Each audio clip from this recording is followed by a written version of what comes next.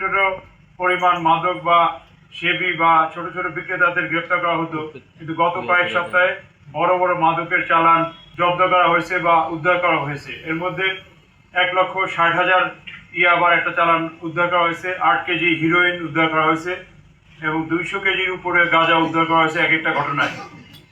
মাদক এবং অস্ত্রবিধি অভিযানে অন্যান্য দ্রব্য উদ্ধারের পাশাপাশি সক্রিয় মাদক কারবারিদের গ্রেপ্তার করা হয়েছে এবং মাদক কারবারি যারা আছে তাদের পিছনে গডফাদার কারা আছে তাদের বিরুদ্ধেও তদন্ত করে সিআইডি সহ আমাদের সংশ্লিষ্ট ইউনিটের মাধ্যমে মানি লন্ডারিং সহ অন্যান্য মামলা দায়ের করার প্রসিডিউর চলতেছে। একই সঙ্গে অবৈধ অস্ত্রধারী সন্ত্রাসীদের বিরুদ্ধে জিরো টলারেন্স নীতিতে আমাদের অভিযান অব্যাহত আছে। অনলাইন জুয়া পরিচালনাকারী এবং ডিজিটাল প্রতারণা জড়িত চক্রের সদস্যদেরকেও আটক করা হচ্ছে।